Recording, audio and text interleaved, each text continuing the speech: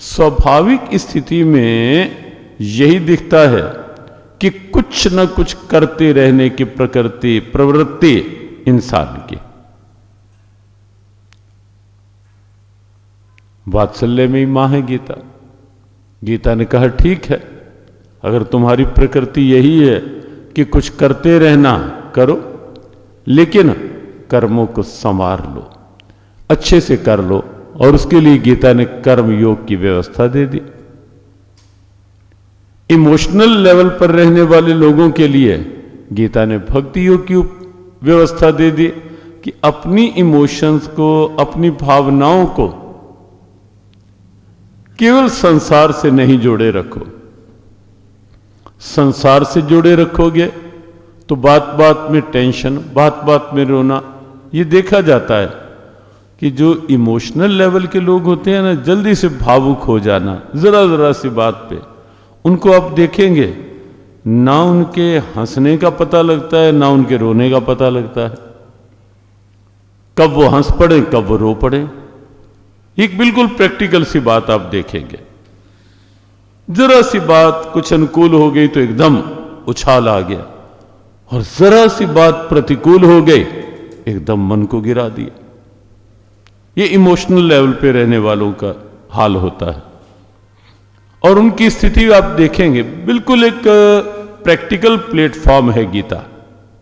उनकी स्थिति भी आप देखेंगे कि वो बात बात में भय, आशंका, चिंता, जरा सा, कई बार तो ये भी देखा जाता है कि किसी को भी कुछ हुआ भी नहीं लेकिन पहले से चिंता करनी शुरू कर देंगे। कोई बात नहीं है, कोई घटना भी नहीं, अपने मन में कुछ सोचने लग जाएंगे पहले से। अगर ऐसा हो गया तो,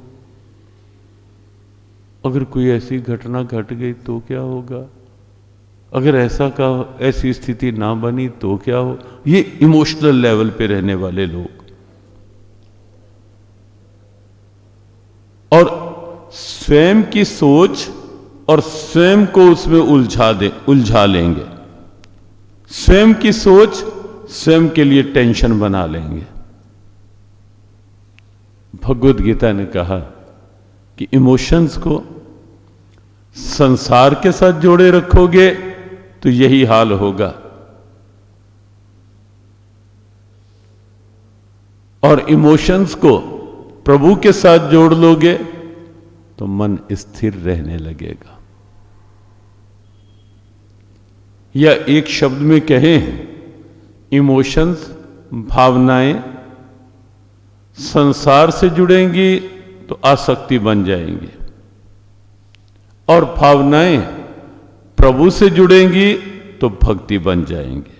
बस ये अंतर है इतना सा आसक्ति और भक्ति में।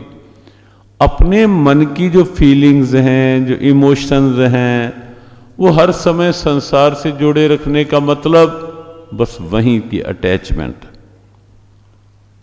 और अटैचमेंट संसार तक यदि सीमित रहेगी तो उसका परिणाम क्या होगा? उसका परिणाम सीधा सीधा कि जिससे अटैचमेंट होगी वो अगर मेरे अनुकूल है तो मैं खुश, वो मेरे अनुकूल नहीं तो मैं परेशान। और संसार में ये खुशी और गमी का भी जो खेल है, वो खेल भी केवल इतने तक है। अनुकूलता मिल गई तो खुशी, नहीं अनुकूलता मिली तो मन परेशान।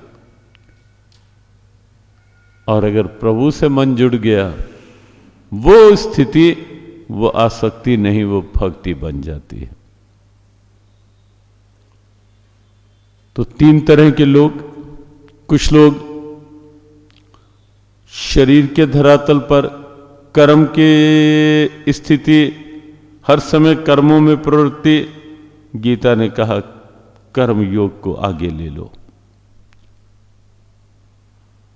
इमोशनल लोगों के लिए कहा भक्ति योग देख लो। बुद्धिवादी लोग जो हर बात में क्या, क्यों, कैसे, व्हाट, वाई, हाउ, ये प्रश्न जिनके अंदर स्वाभाविक उठते हैं, उसके लिए गीता जी ने ज्ञान योग की बात कह दी।